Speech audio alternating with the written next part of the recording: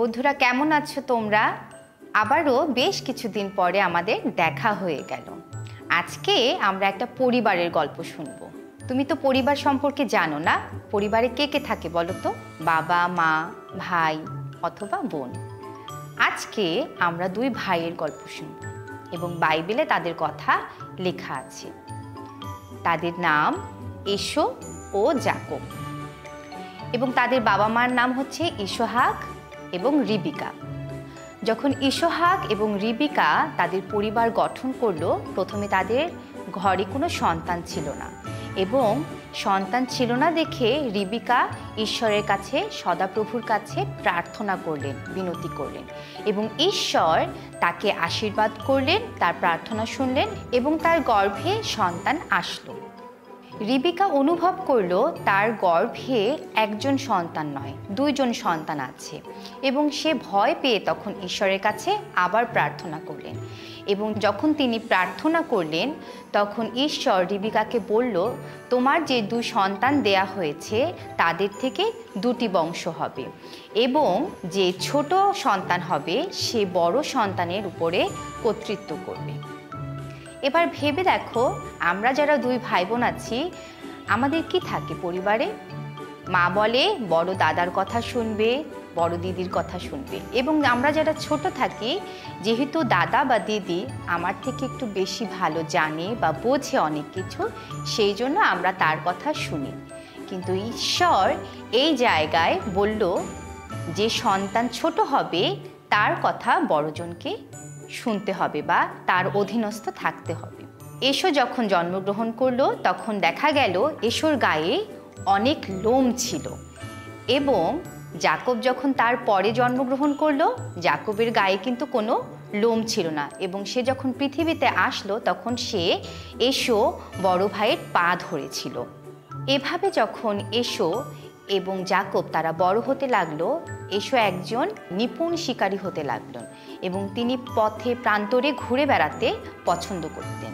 একদিন যাকব ডাল রান্না করছিলেন এবং ঠিক সেই সময় এশো শিকার থেকে ফিরলেন এবং তিনি অত্যন্ত ক্লান্ত ছিলেন, ক্ষুধার্ত ছিলেন এবং সেই ক্ষুধার কারণে সে যাকবকে বলল, আমাকে খেতে দাও।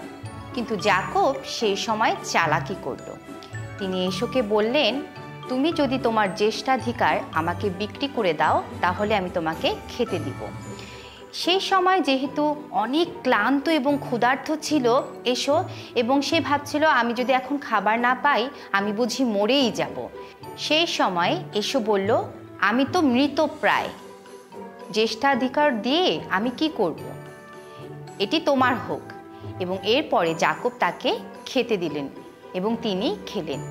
কিন্তু খেয়াল করে দেখো, অল্প সময়ের ক্ষুধার কারণে সে তার বড় হবার যে অধিকার, সেই অধিকার খাবারের বিনিময়ে ছোট ভাইয়ের কাছে বিক্রি করে দিল।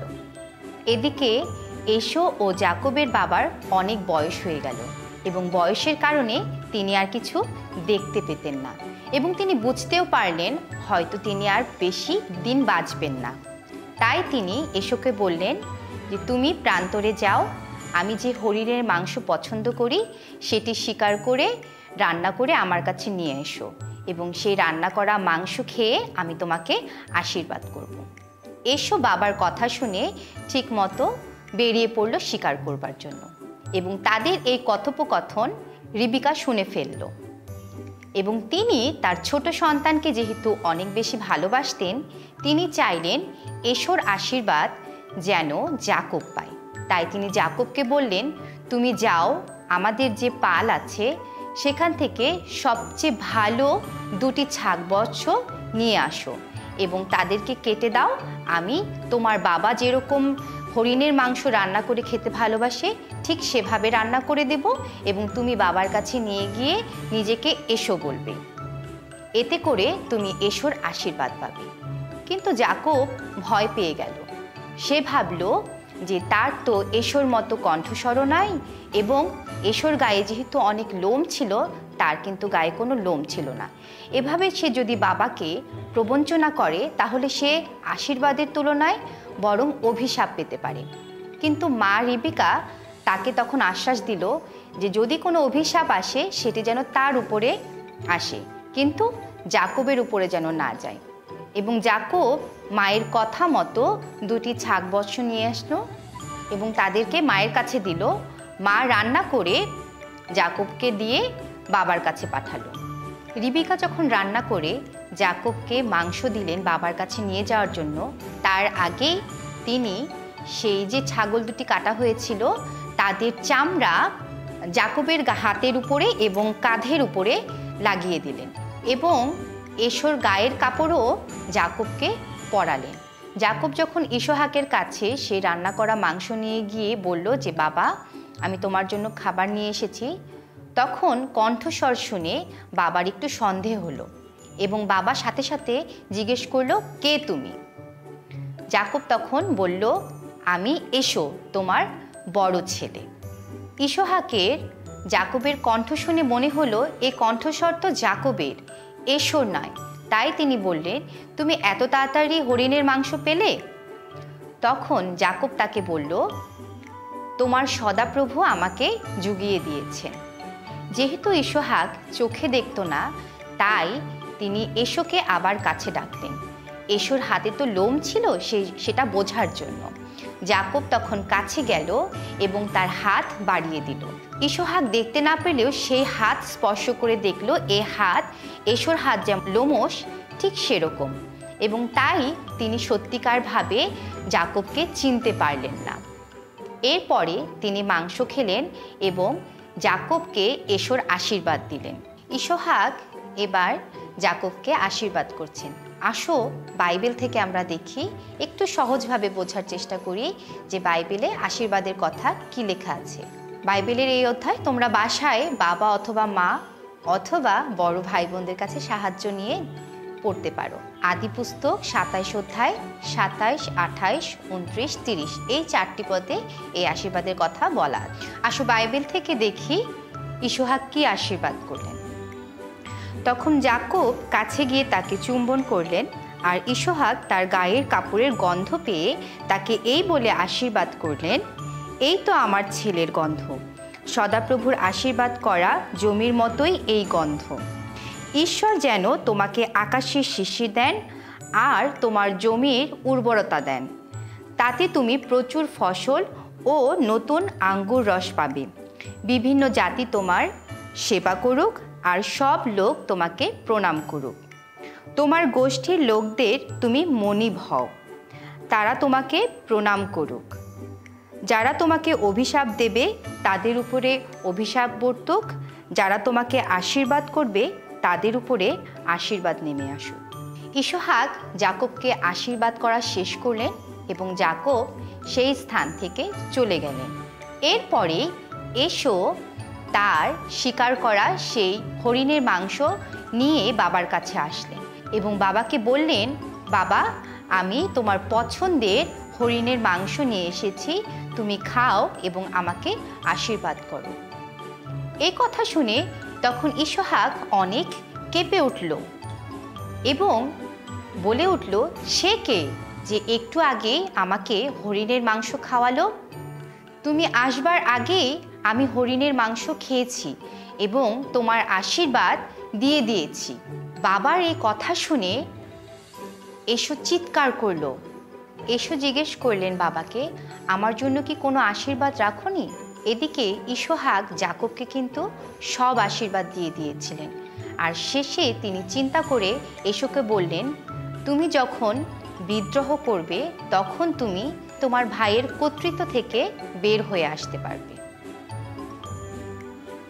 জাকব এশোর আশীর্বাদ চুরি করার পরে রিবিকার ভয় হলো যে এবার বোধহয় এশো জাকবকে মেরে ফেলবে, এবং সেই জন্য জাকবকে পদ্দন অরামে পাঠিয়ে দিতে লাগলেন এবং বললেন, সেখানে গিয়ে তুমি আমার ভাইয়ের মেয়েকে বিয়ে করবে এবং যতদিন এশো তোমার বড় ভাই তোমার কৃত এই কাজের কথা ভুলে না যায় ততদিন তুমি ফিরে আসবে না। ইসহাক সেই সময়ে জাকবকে কাছে ডাকলেন এবং বললেন তিনি যেন কনান দেশীয় কোনো নারীকে বিয়ে না করে, বরং তার মায়ের ভাই লাবনের কন্যাকে যেন বিয়ে করে। এবং জাকব বাবা মায়ের কথা শুনে সেই স্থান থেকে মামার বাড়িতে যেতে শুরু করলেন। জাকব তার গন্তব্যস্থানে যেতে যেতে তিনি ক্লান্ত হয়ে গেলেন এবং এক স্থানে তিনি একটি পাথর নিয়ে সেটিকে বালিশ বানিয়ে শুইলেন। যাকব যখন ঘুমিয়েছিলেন তিনি তখন স্বপ্ন দেখলেন। আসো এটা আমরা বাইবেল থেকে দেখি তিনি কি আশীর্বাদ ঈশ্বরের কাছ থেকে পেলেন, কারণ এটি খুবই গুরুত্বপূর্ণ একটি অংশ। তোমরা বাসায় বাইবেল থেকে দেখতে পারো আদি পুস্তক 28 অধ্যায় এবং সেখানে 12 থেকে 15 পদ পর্যন্ত আমি পড়ছি। তিনি স্বপ্নে দেখলেন মাটির উপরে একটা সিঁড়ি দাঁড়িয়ে আছে এবং তার মাথাটা গিয়ে আকাশে ঠেকেছে। তিনি দেখলেন ঈশ্বরের দূতেরা তার উপর দিয়ে ওঠানামা করছেন আর সদাপ্রভু তার উপরে দাঁড়িয়ে বলছেন, আমি সদাপ্রভু, আমি তোমার পূর্বপুরুষ অব্রাহামের ঈশ্বর এবং ইসহাকেরও ঈশ্বর। তুমি যেখানে শুয়ে আছো সেই দেশ আমি তোমাকে এবং তোমার বংশের লোকদের দেব। তোমার বংশের লোকেরা পৃথিবীর ধূলিকণার মতো অসংখ্য হবে। পূর্ব পশ্চিমে এবং উত্তর দক্ষিণে তোমার বংশ ছড়িয়ে পড়বে। পৃথিবীর সমস্ত জাতি তোমার ও তোমার বংশের মধ্য দিয়ে আশীর্বাদ পাবে। এবং এই স্বপ্ন দেখার পরে যাকব সেই স্থানে একটি পাথর স্থাপন করলেন এবং সেই জায়গাকে ঈশ্বরের গৃহ নাম রাখলেন, কারণ তিনি বুঝতে পারলেন ঈশ্বর তার কাছে একটি প্রতিজ্ঞা করেছেন এবং এই প্রতিজ্ঞা অবশ্যই সফল হবেন। এবং সেই বাবা মায়ের কথা মতো তিনি মামার বাড়ির দিকে যাত্রা করতে লাগলেন। পথে যেতে যেতে তিনি মামার যে দ্বিতীয় কন্যা রাহেল তার দেখা পেলেন এবং এইভাবে তিনি আস্তে আস্তে মামার বাড়িতে পৌঁছে গেলেন। মামার বাড়িতে যখন তিনি থাকলেন তার মামা তাকে বলল যে তুমি কি বিনা বেতনে আমার বাসায় থাকবে? তাহলে তুমি আমার যে পশুপালাদি আছে তাদেরকে পালন করো, তাদের রক্ষক হও। যাকবও সেই স্থানে বসবাস করতে লাগলেন। প্রথম 7 বছর থাকলেন এবং তিনি রাহেলকে ভালোবাসতেন। তাই তিনি তার মামা লাবনকে বললেন যে আমি তোমার দ্বিতীয় কন্যা রাহেলকে বিয়ে করতে চাই। এবং তার মামা রাজি হয়ে গেল এবং বললেন যে তুমি 7 বছর আমার এখানে কাজ করো এবং তারপরে আমি তোমাকে আমার কন্যার সাথে বিয়ে দেব। যখন 7 বছর পূর্ণ হয়ে গেল, 7 বছর কাজ করার পরে তার বিয়ে হলো, সে দেখলো তার মামা তাকে ঠকিয়েছে। যখন যাকব দেখলো যে তার মামা তার কথা মতো রাহেলকে বিয়ে না দিয়ে তাকে ঠকিয়ে লেয়াকে দিয়েছে, তখন তিনি বলল, এ কেমন ব্যবহার তুমি আমার সাথে করলে? তখন মামা বলল যে আমি তোমাকে আমার দ্বিতীয় কন্যাও দিব যদি তুমি আরও 7 বছর আমার সাথে কাজ করো। এবং যাকব পরের 7 বছরও কাজ করলেন এবং দ্বিতীয় কন্যা রাহেলের সাথেও তার বিয়ে হলো। এভাবে কাজ করতে করতে যাকব যে পশুপালাদি পালন করছিল বা রক্ষক ছিল তাদের বংশ বৃদ্ধি পেতে লাগলো। তোমরা দেখো যাকব কিন্তু তার বড় ভাই এশোকে ঠকিয়েছিল, সেই হিসেবে তাকে নিজেকেও অন্যের কাছে ঠকতে হয়েছে। যদিও ঈশ্বর তাকে অনেক আশীর্বাদের প্রতিশ্রুতি দিয়েছিল এবং সেটি পূর্ণ করছিল, কিন্তু অন্য লোকেরা এই সময়ে তার অনেক দুর্বলতার সুযোগ নিয়েছে এবং তাকেও ঠকতে হয়েছে। যাকব বুঝতে পারল তার উপরে ঈশ্বরের বিশেষ আশীর্বাদ আছে। এই জন্য সে যখন বুঝতে পারল যে তাকে অনেকে ক্ষতিগ্রস্ত করার চেষ্টা করছে, সে তখন সিদ্ধান্ত নিল যে আমি এখন আমার দেশে নিজ জায়গায় ফিরে যাব।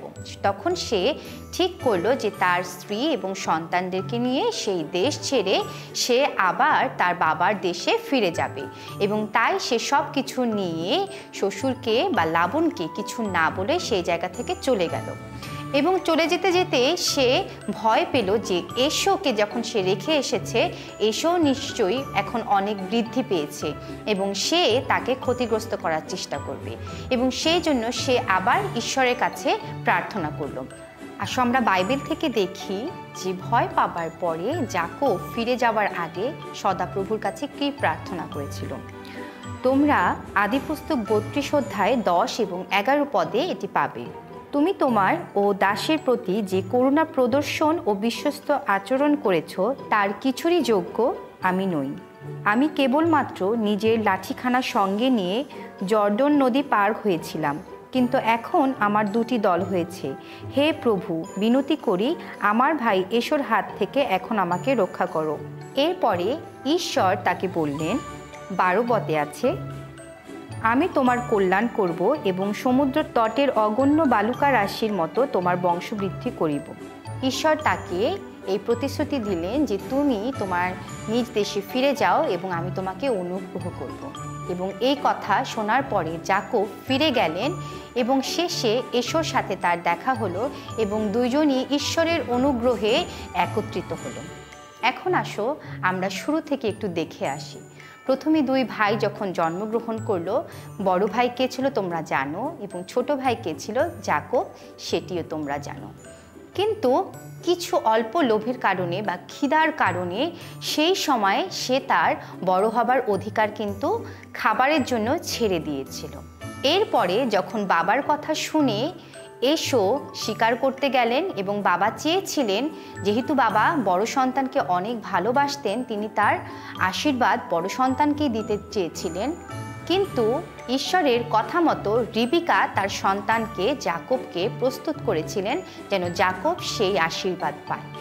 এই গল্প থেকে আমরা অনেক কিছু শিখতে পারি। এবং তুমি দেখো, আমরা যখন এক পরিবারে থাকি তখন কিন্তু আমরা যেন এরকম এশো এবং যাকবের মতো না হই, বরঞ্চ আমরা যেন আমাদের যে বড় ভাই আছে বা ছোট ভাই আছে, বড় বোন বা ছোট বোন আছে, আমরা যেন একে অপরের প্রতি যত্নশীল হই। মনে রাখবা, এই বাইবেলের বাক্যগুলো বা বাইবেলের যে গল্পগুলো আছে, এই গল্প থেকে আমরা সব সময় জানতে পারি যে আমাদের জীবনে ভালোবাসা এবং ঈশ্বরের অনুগ্রহ কতটা প্রয়োজন। গল্পের শেষ পর্যন্ত দেখা যায় যে এশো ও যাকব দুইজনই কিন্তু শেষ পর্যন্ত বাবার আশীর্বাদ পেয়েছিলেন এবং দুইজনই ঈশ্বরের উপরে নির্ভর করেছিলেন এবং এই ঈশ্বরের উপরে নির্ভর করার কারণেই তারা শেষ পর্যন্ত আবার এক হয়েছিলেন। তাহলে বন্ধুরা, পরিবারে আমাদের যেরকমই সময় কাটুক না কেন, তুমি যতই ভাই বোনের উপরে রাগ করো বা কোনো কোনো সময় বাবা মার উপরে রাগ করো, মনে রাখবা ভালোবাসাই আমাদের পরিবারের সবচেয়ে গুরুত্বপূর্ণ বিষয়। সব কিছুর উপরে আমরা যেন একে অপরকে ভালোবাসি এবং ঈশ্বরের কথা এবং তার বাক্য মতো যেন চলতে পারি। সবাই ভালো থেকো।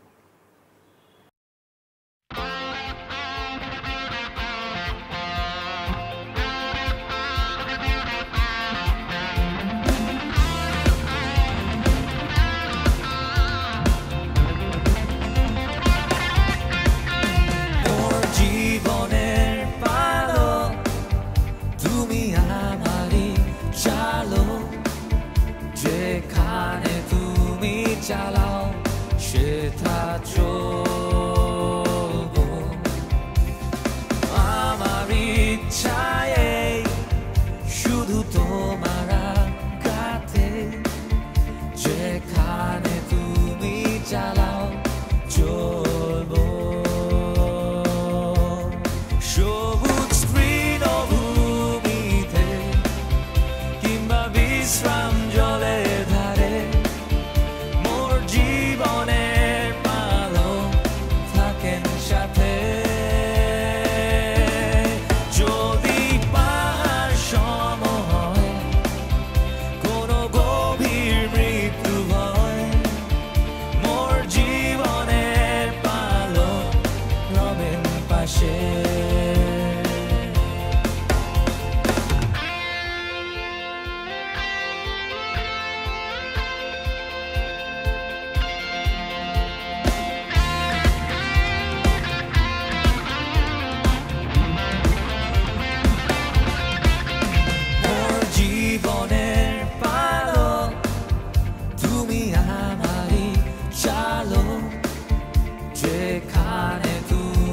চালাও সেটা চলবো, আমার ইচ্ছায় শুধু তোমার কাছে, যেখানে তুমি চালাও চলবো। সবুজ তৃণভূমিতে কিংবা বিশ্রাম জলের ধারে, জীবনের পালো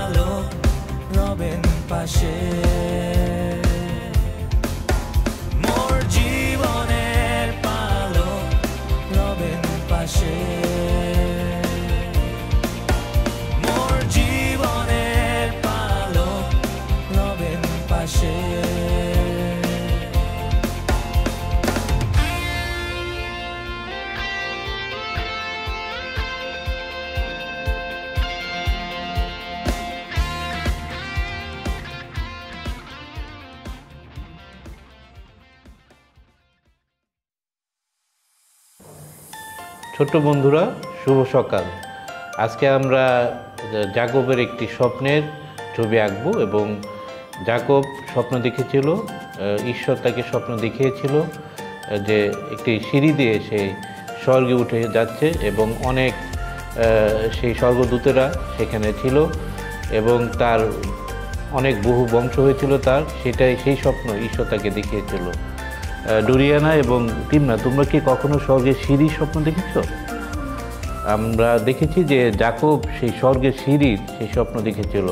আমরা সেটাই আজকে আঁকবো এবং তোমরা দেখবে কীভাবে আমরা আঁকছি এবং কীভাবে কালার করছি। তাহলে আমরা শুরু করি।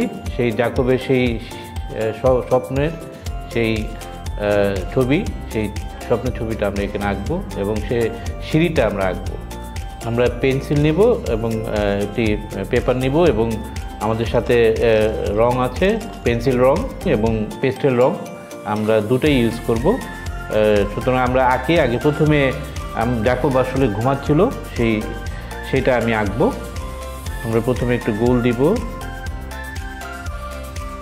গোল একটু চোখা করে দিব নিচের দিকে, আমরা একটু শুয়ায় রাখবো এখানে।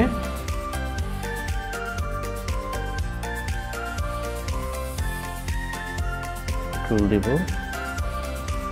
দাড়ি দিব, একটু আসলে ঘুমাচ্ছিল, সে নিদ্রায় ছিল, চোখটা উল্টা দিকে দেব। হ্যাঁ,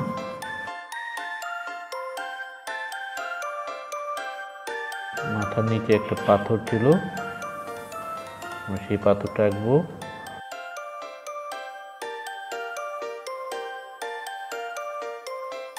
হাতটা দিব, হাতটা তার পেটের উপরে ছিল। আমরা দেখতে জাকব স্বপ্ন দেখছিল সেই পাথরের বালিশের উপর শুয়ে ঘুমিয়ে পড়েছিল এবং ঈশ্বর তাকে স্বপ্ন দেখিয়েছিল। আমরা সেই সিঁড়িটা আঁকবো উপর থেকে। এই সিঁড়িটা একদম স্বর্গে উঠে গেছে। তোমরা কি সিঁড়িতে উঠেছিলে কখনো?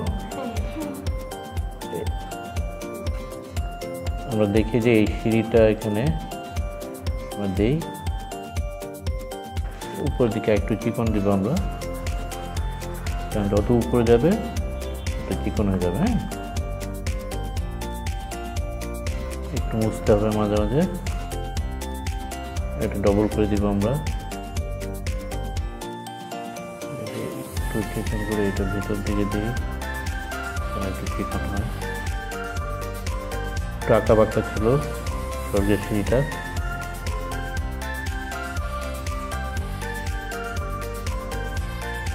তোমরা কি বলতে পারো এই সিঁড়ির কালারটা আমরা কি দিব? এখানে আমরা ব্রাউন কালার, যেহেতু আমাদের সিঁড়িগুলি ব্রাউন কালার হয় তাই আমরা সিঁড়ির কালারটা ব্রাউন কালার দিব। আমাদের সিঁড়ি হয়ে গেছে, একটু কারেকশন আসছে, ওই এই জায়গাটা একটু চিকন করে দিব।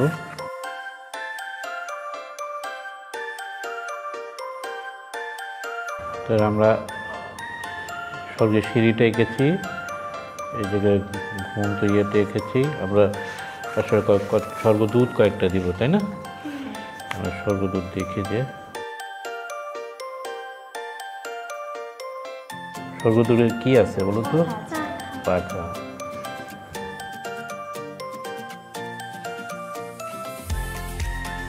আমরা দুইটা পাখা দিই।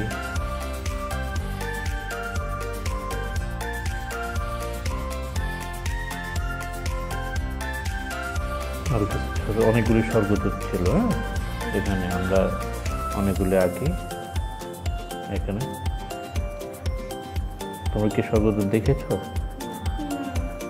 আমরা কেউই দেখিনি, কিন্তু জাকব তার স্বপ্নে সেই স্বর্গদূত দেখেছিল।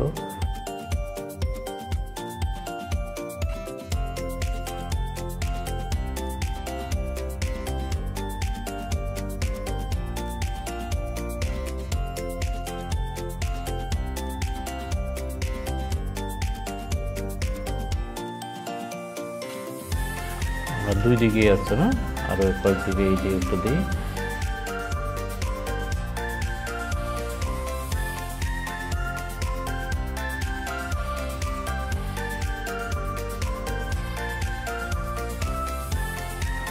একটু মুছতে হবে এই জায়গাটায়, পাখাটায়। এই চারটাই দিব স্বর্গদূত। এরপর আমরা কালার শুরু করব।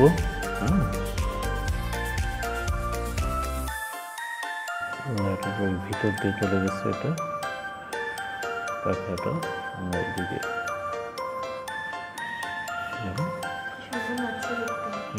আমরা এখন কালার করব। ঠিক আছে, আমাদের মোটামুটি গ্রাফ শেষ। আমরা একটু এই জায়গাটা একটু কারেকশন করি।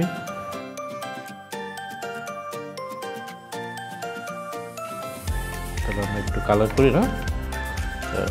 প্রথমে আমরা একটু চকলেট কালার দিয়ে আগে সিঁড়িটা করে নিই না?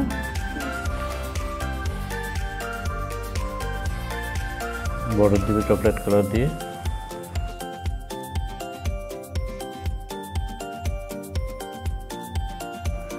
তোমাদের বাসায় কি সিঁড়ি আছে তিমনা? কিন্তু এই সিঁড়ি কিন্তু স্বর্গের সিঁড়ি। এটাতে আমরা এটা কিন্তু সবাই দেখতে পারে না, সবাই যাইতে পারে না। ঈশ্বরের লোকরা এই স্বর্গের সিঁড়ির সন্ধান পায়।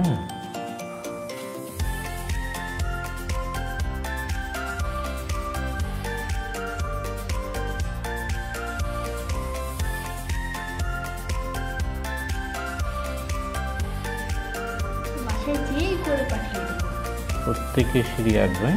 এই সিঁড়িটা আমরা যেন আমরা কালার করি। স্বর্গদূতগুলি সাধারণত সাদা হয়, কিন্তু আমি একটু হালকা বিভিন্ন কালারগুলি দিব। আমরা বিভিন্ন কালারফুলি করব। তো এখানে একটু নীল দিই।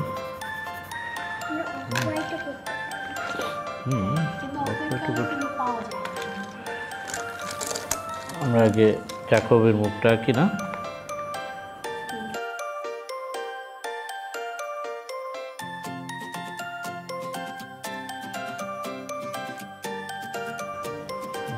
একটু কালো কালার দিই, যেহেতু দাড়ি ছিল। ঠিক আছে,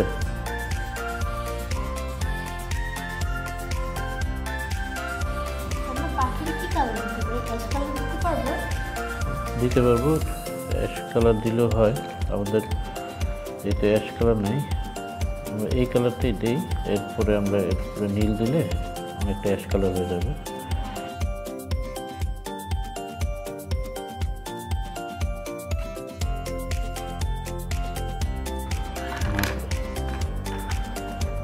কালারটা দিই।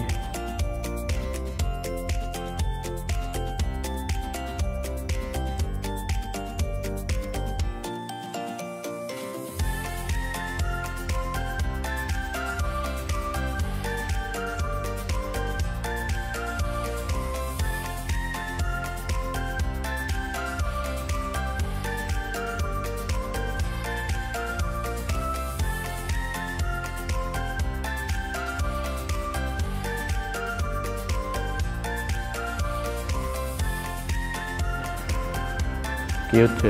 ভালো লাগতেছে? হ্যাঁ,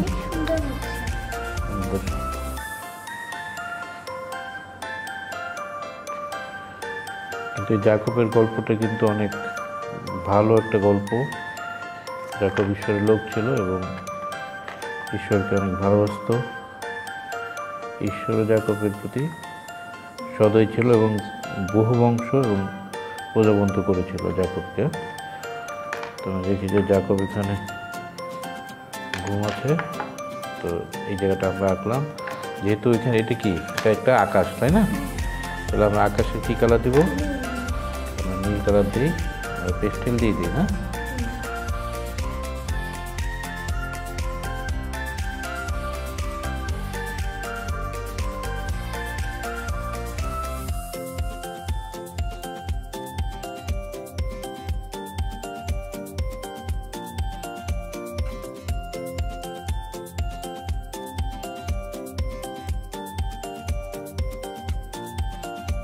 ভিতরে স্কিন কালারটা দিই। এটি যত রং হচ্ছে আর ততই সুন্দর হচ্ছে। আরো স্পষ্ট হবে, যত রং হবে স্পষ্ট হবে, তাই না?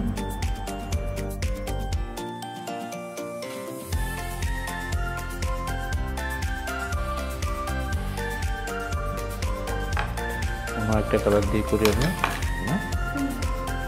একটু পার্পল দিয়ে করি এটাকে।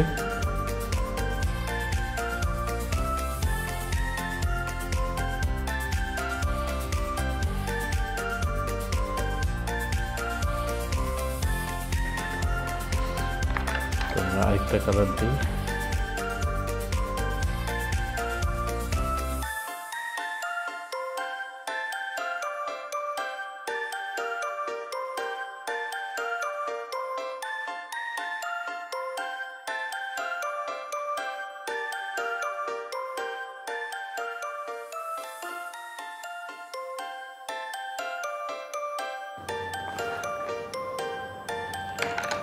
আমাদের মোটামুটি শেষ। আমরা ওই নীল কালারটা দিব আকাশের। এগুলোকে একটু আর একটু বড় করবো, যেন বোঝা যায়। হ্যাঁ,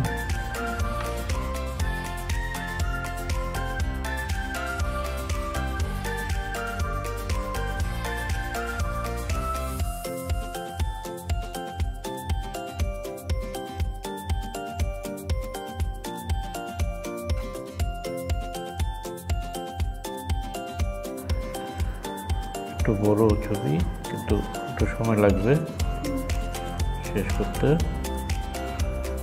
একটু ধৈর্য ধরে যেন করে।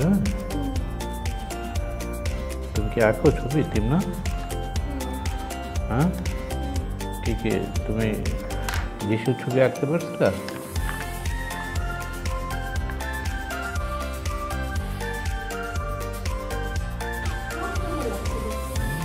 মোটামুটি প্রায় শেষ। আমরা শেষের পথে, স্বর্গের সিঁড়ি হয়ে গেছে। আমরা এই জায়গাটা একটু সবুজ দিয়ে দিব।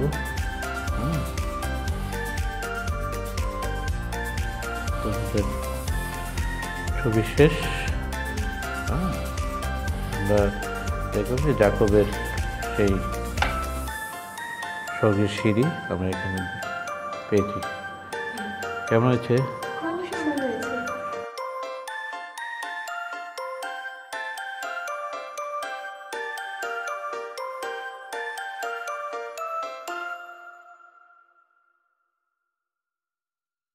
বন্ধুরা, আশা করি তোমরা সকলে ভালো আছো, ভালো থাকো এই প্রার্থনা করে। আজকে তাহলে শুরু করা যাক আমাদের প্রশ্ন পর্ব। তোমাদের সুবিধার্থে আমি একটু কথা বলতে চাই। সেটি হলো, আমি শেষবারে তোমাদের কাছে প্রশ্ন করেছিলাম যে 3 ভাবে, একটা হলো multiple choice, fill in the gaps এবং বড় প্রশ্ন ছিল। তো আজকে একটু অন্যরকম হবে। সেটি হলো মাল্টিপল চয়েস থাকবে, ফিল ইন দ্য গ্যাপস থাকবে না এবং বড় প্রশ্ন থাকবে। তোমরা যেন চিন্তা করতে পারো সেরকম একটা প্রশ্ন থাকবে। সো শুরু করি তাহলে। এবং তোমরা একটা জিনিস মনে রাখো যে যারা এই প্রশ্ন পর্বে অংশগ্রহণ করছো নিয়মিত, এবং নট অনলি প্রশ্ন পর্বে, কিন্তু এই রংধনু অনুষ্ঠানে যারা স্টোরিতে এবং হ্যান্ডক্রাফটস এবং অ্যাকশন সং এগুলোতে যারা নিয়মিত তোমরা অংশগ্রহণ করছো, তোমাদের প্রত্যেকের জন্য খুব সুন্দর সুন্দর উপহার অপেক্ষা করে আছে। সো তোমরা প্রত্যেকটাতে রেগুলারলি অংশগ্রহণ করার চেষ্টা করো এবং আমাদের এই প্রশ্ন পর্বেতেও তোমরা ঠিক মতো প্রশ্ন উত্তর দিতে চেষ্টা করো। তাহলে আমরা প্রশ্নে চলে যাচ্ছি। প্রথম প্রশ্ন আমি বলছি, যাকব এবং এশর বাবার নাম কি ছিল? যাকব এবং এশর বাবার নাম কি ছিল? দ্বিতীয় প্রশ্ন বলছি, যাকব এবং এশর মধ্যে কে বড় ছিল? যাকব এবং এশর মধ্যে কে বড় ছিল? তৃতীয় প্রশ্ন বলছি, যাকবের স্ত্রীর নাম কি ছিল? যাকবের স্ত্রীর নাম কি ছিল? চতুর্থ প্রশ্ন হলো, যাকব যে দেশে চলে গিয়েছিল সে দেশের নাম কি ছিল? যাকব যে দেশে চলে গিয়েছিল সেই দেশের নাম কি ছিল? পঞ্চম প্রশ্নে চলে যাচ্ছি। সেটি হলো, ঈশ্বরের পরিকল্পনা অনুযায়ী কে কার উপর কর্তৃত্ব করবে? ঈশ্বরের পরিকল্পনা অনুযায়ী কে কার উপর কর্তৃত্ব করবে? বন্ধুরা, তোমাদের চিন্তার জন্য এবার যে প্রশ্নটা হচ্ছে, যাকব এবং এসো গল্পে যে আশীর্বাদগুলো আমরা দেখতে পেয়েছিলাম সেইগুলো কি কি তা লিখো, এবং একই সাথে এই আশীর্বাদগুলো আমাদের জীবনে প্রয়োজন আছে কি? তুমি কি মনে করো যে আমাদের জীবনে এই আশীর্বাদগুলো প্রয়োজন রয়েছে? তোমরা যদি বাইবেল দেখো যে আদি পুস্তক 28 অধ্যায় রয়েছে, সেখানে কিন্তু এই আশীর্বাদগুলো স্পষ্ট করে লেখা আছে। তোমরা পড়ে এবং আনসারগুলো দিবে এবং সঠিক যেটা সেটাই তোমরা লিখবে। আশা করি তোমরা বুঝতে পেরেছো এবং তোমরা সঠিক উত্তর আমাদের কাছে পাঠিয়ে দিবে। বন্ধুরা, এবার আমরা মেমোরি ভার্সে চলে যাচ্ছি। আজকের যে মেমোরি ভার্স ছিল সেটি হচ্ছে গীত সংহিতা 32 অধ্যায় 8 পদ। গীত সংহিতা 32 অধ্যায় 8 পদ। আমি তোমাকে বুদ্ধি দিব ও গন্তব্য পথ দেখাইব, তোমার উপর দৃষ্টি রাখিয়া তোমাকে পরামর্শ দিব। আমি আবারও বলছি, গীত সংহিতা 32 অধ্যায় 8 পদ লেখা আছে, আমি তোমাকে বুদ্ধি দিব ও তোমার গন্তব্য পথ দেখাইব, তোমার উপর দৃষ্টি রাখিয়া আমি তোমাকে পরামর্শ দিব। অর্থাৎ বন্ধুরা, ঈশ্বর আমাদেরকে বলছে যে আমরা যখন নির্মিত হয় আমাদের মাতৃগর্ভে, তখনই কিন্তু ঈশ্বর আমাদের গন্তব্য পথ, আমাদের ইচ্ছা, আমাদের উদ্দেশ্যগুলো কিন্তু ঈশ্বর জানে এবং ঠিক করে রাখে। যেমন ধরো যে আমি ডাক্তার হব, আমি ইঞ্জিনিয়ার হব, এটা একটা উদ্দেশ্য। এই উদ্দেশ্য এবং ইচ্ছা এবং ঈশ্বরের যে আজ্ঞা, এটা যদি আমরা দুইটাই যদি মিলে যদি করি, তাহলে কিন্তু ঈশ্বর আমাদেরকে সেই সঠিক গন্তব্য পথে নিয়ে যায়। এটাই হচ্ছে সেই গন্তব্য পথ আজকে বাইবেল আমাদেরকে, তোমাদের জন্য এবং আমাদের জন্য শিক্ষা দিচ্ছে। এবং নিচে যে লাইনটিতে আমরা দেখতে পাচ্ছি যে তোমার উপর দৃষ্টি রাখিয়ে আমি তোমাকে পরামর্শ দিব, অর্থাৎ আমি কোথায় যাচ্ছি, কি করছি, আমি কি চিন্তা করছি, ঈশ্বর কিন্তু সবই দেখতে পায় এবং জানে। এই জন্য যে তার দৃষ্টি কিন্তু আমাদের প্রতি সবসময় থাকে। তিনি চান যেন আমরা তার উপর নির্ভর হই এবং তার আজ্ঞাবহ হই এবং আমরা যেন তার পরামর্শ পেতে পারি। এটাই হচ্ছে আজকে ভার্সের মেইন উদ্দেশ্য, যেন আমরা তার উপর নির্ভর করি এবং তার আজ্ঞা অনুসারে চলি। তাহলে বন্ধুরা, আমরা দেখতে পাই যে গল্পে যাকব তার বড় ভাইকে ঠকিয়েছিল এবং তার বাবার সাথেও সে ছলনা করেছিল এবং সে আশীর্বাদগুলো সে কী করলো, চুরি করে নিয়েছিল। কিন্তু তার কারণে তাকেও কিন্তু অনেক ধরনের বাধা পেরোতে হয়েছিল, অনেক ট্র্যাজেডি ছিল, কিন্তু সে কিন্তু ঈশ্বরের আজ্ঞাবহ থেকে বের হয়ে যায় নাই। যার কারণে শেষ পর্যন্ত সে কী করলো, যে সে ঈশ্বরের আশীর্বাদ লাভ করেছিল এবং তার ভাইয়ের সাথে কিন্তু সে এক হয়েছিল এবং সমস্ত আশীর্বাদ তারা দুজনেই মিলে পেয়েছিল এবং ঈশ্বর তাদের সঙ্গে ছিল এবং ঈশ্বর তাদের সেই গন্তব্য পথ কিন্তু এভাবে ঠিক করে দিয়েছিল এবং তাদেরকে সে পরামর্শ দিয়েছে এবং আশীর্বাদ করেছে। সো আমরা গল্পে কিন্তু এটাই দেখেছি এবং শুনেছি। আমি বিশ্বাস করি তোমরা এই প্রশ্নগুলো বুঝতে পেরেছো এবং ঠিকভাবে উত্তর দিতে পারবে। আমি বলেছিলাম যে সবসময় যারা অংশগ্রহণ করছে তাদের জন্য বিশেষ পুরস্কার অপেক্ষা করে আছে। একজন দুইজন নয়, কিন্তু আমরা সকলে অংশগ্রহণ করে এবং সকলে সেই পুরস্কার পাওয়ার জন্য চেষ্টা করব। সবাই ভালো থাকো, ধন্যবাদ।